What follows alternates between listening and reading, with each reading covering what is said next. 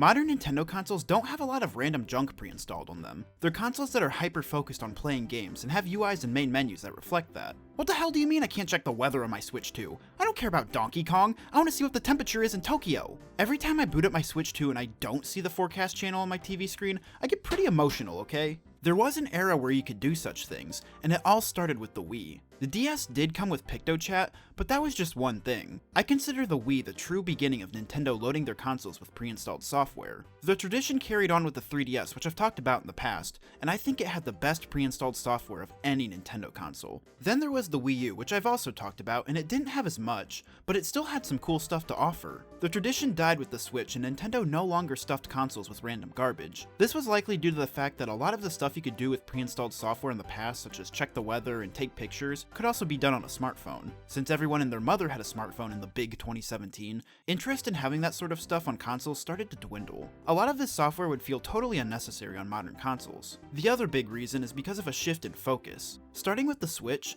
Nintendo cut away all the fluff and became hyper-focused on making big, ambitious games like they did before the Wii generation, and I love this approach. Because of this shift in mindset, we just keep getting high-quality game after high-quality game at a faster rate than I can even buy them. It feels like we're in another golden age of Nintendo. With all that being said, come on, I grew up with pre-installed software. Of course I'm gonna miss it, especially on the Wii where it all started. Today I'm looking back on Wii channels, and not just the ones that come pre-installed on the system, but the ones you can download, and even some that weren't released in my region. There's quite a lot of channels to talk about, so let's get right into it.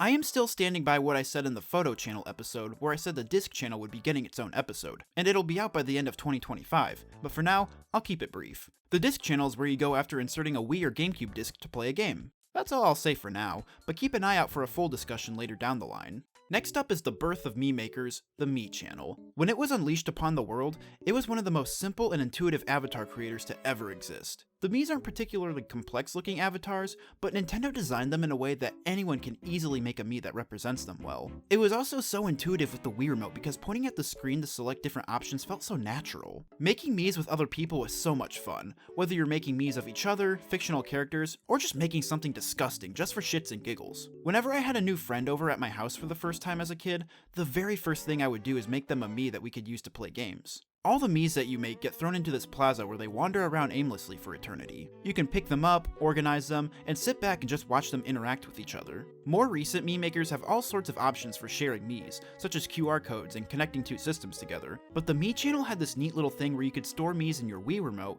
and take it to a friend's house and connect it to their Wii to share it. Lastly, there's the Mii Parade. I still to this day have no idea what this feature is for. My current headcanon is that they just do this for no reason, and Nintendo thought it would be cool as fuck, so I'm gonna keep it that way. I like to just watch them walk down a straight line over and over again, my favorite way to spend a Saturday night in my early 20s. I spent so much time on the Mii channel as a kid. It's literally just an avatar creator, but it's so much fun. My beloved photo channel is next, the most underrated Wii channel in my opinion. This allowed you to view photos from your SD card on your TV, which doesn't sound exciting at all now, but back then, this was magical. Seeing all your pictures and videos on the big screen was so novel as a kid. It had this thing called the fun section where you could draw all over your pictures, put filters on them, and do puzzles. There was also this cat that would give you advice on using the photo channel. So much fun, 10 out of 10 channel. The next batch of channels are ones that require an internet connection. Internet connectivity was a big feature on the Wii, as it was the first Nintendo console to truly embrace this feature since it used it for more than just online gaming. There were many channels that required a connection for all sorts of things. There was even a pre-installed video on your Wii that was basically an infomercial for all the things you could do with your Wii by connecting it to the internet.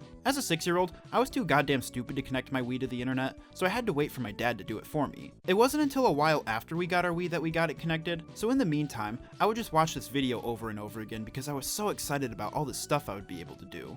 After getting my Wii connected to the internet, the very first thing to check out is the Wii Shop channel.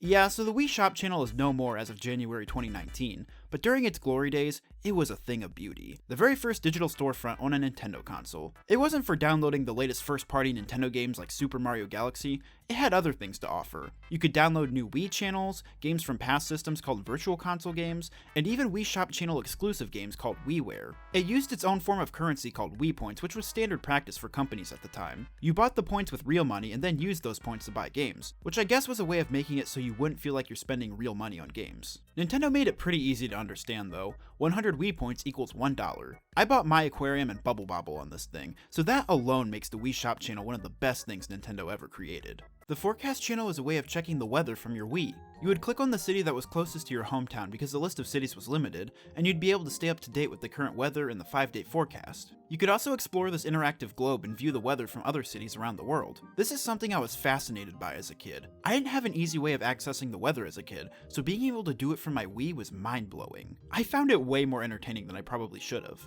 Another cool thing with the forecast channel is that it could actually connect to certain games like Mario and Sonic at the Olympic Winter Games, and have the weather of the city that you live in match the weather in-game. The list of games that support this feature is very limited, but it's still really cool. Right next to the forecast channel is the news channel, a way of checking out the latest news. There's different genres you can pick from, so you can find whatever tickles your fancy. It also has a slideshow feature for quickly blasting through headlines. There's another cat here to offer you tips like in the photo channel, and is apparently the older brother of the photo channel cat. The news channel was always kinda whatever to me as a kid. I just didn't find it very interesting and was always a die-hard forecast channel fanboy instead. Something that was very interesting to me as a kid was the internet channel. Getting to surf the web on my TV was the coolest thing ever. It was free for the first few months after it was released, but then cost 500 Wii points, or $5. 2.5 years later, they realized that paying for an internet browser is bullshit and made it free again. Imagine if you logged into your computer one day and saw that you had to pay for Google Chrome. It would be ludicrous. A console having an internet browser isn't something that would be too useful these days now that we have a way of accessing the internet at all times in our pockets, but back before smartphones?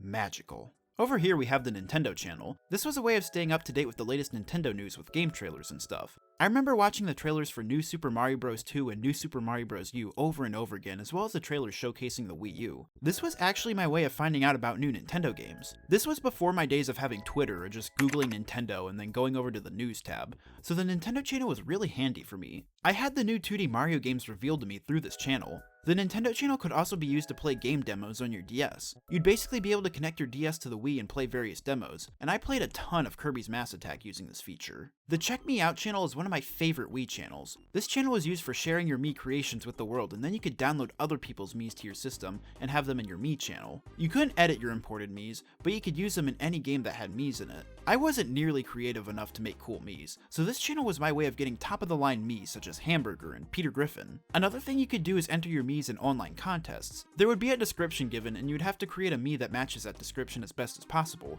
The description would be stuff like Mario without his hat, a sushi chef, or a person unhappy with a recent haircut. You could then vote on Miis by shuffling through a group of Miis until you found 3 that you liked the most. Wii Sports Resort actually had a functionality with the Check Me Out channel, where it could randomly find Miis on said channel, and then have them in the game as background characters instead of just the Miis in your own plaza. I had a lot of fun with this channel as a kid. The Miis are so great. Next is the Everybody Votes channel. Yes, we're getting political. This channel was for voting on a variety of opinion-based polls like which soap do you use, bar or liquid soap? See, that's a tricky one for me. Liquid soap definitely goes down easier, but I really like the texture of bar soap. You drag your Mii to whatever your response is, and then you get to vote on whatever you think will be the more popular vote. This was always a fun channel to fire up regularly to see what the latest polls were. I played this quite a lot back in the day. The next batch of channels are ones that weren't released in North America, but by the power of WeLink, I have them right here and translated. Please don't tell anyone. First is the Deme channel, a way of ordering food from your Wii that was exclusive to Japan. The word Deme translates to delivery in English, but this version brought to us by WeLink is just called the Food channel.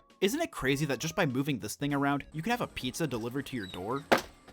You could pick from all kinds of foods like pizza, curry, sushi, western food, and more. There was even a roulette option to order something at random for when you weren't sure what to get. The WeLink version, while not fully featured, still allows you to order pizza through Domino's today, which is pretty insane. Another channel brought overseas by WeLink is the Digicam Print channel, or the Photo Prints channel with WeLink. This one lets you order printed photos of Miis, SD card pictures, and other stuff. You could even make business cards with your Mii on them. Why the hell didn't we get this channel? Another channel localized through WeLink is We No Ma, or Wii Room. This one I was not familiar with at all prior to making this video.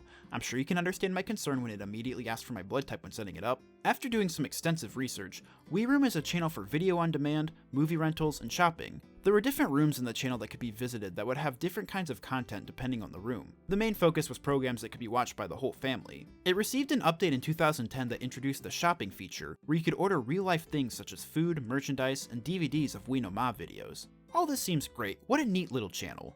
Why the fuck did it ask for my blood type at the beginning? Who is this information going to? That's all the Wii channels I had much to say on. The world of Wii channels goes pretty deep. There's a handful of others that I haven't mentioned, so I'm just gonna speedrun them. There was also the Wii Fit channel, which allowed you to record body measurements without having to put the game in. The Mario Kart channel did something similar where you could check online stats without putting the disc in. The Wii Speak channel was for talking to other people who had a Wii Speak accessory. The Legend of Zelda Skyward Sword Save Data Update channel was a channel for fixing a game-breaking bug that was found in Skyward Sword. Because Nintendo didn't have a traditional way of patching games yet during this generation, this was their solution. Guys, Wii channels are the best. Some of the stuff like the Check Me Out channel are still really cool to me to this day, and I do wish we got a lot of that stuff on modern systems. But at the same time, I do really appreciate Nintendo's approach to just focusing on making big first-party games. And that's all I have to say, so farewell.